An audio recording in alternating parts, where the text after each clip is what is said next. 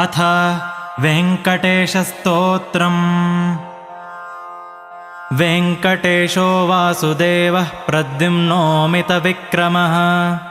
सङ्कर्षणो निरुद्धश्च शेषाद्रिपतिरेव च जनार्दनः पद्मनाभो वेङ्कटाचलवासनः सृष्टिकर्ता जगन्नाथो माधवो भक्तवत्सलः गोविन्दो गोपतिः कृष्णः केशवो गरुडध्वजः वराहो वामनश्चैव नारायण अधोक्षजः श्रीधरः पुण्डरीकाक्षः सर्वदेवस्तुतो हरिः श्रीनृसिंहो महासिंहः सूत्राकारः पुरातनः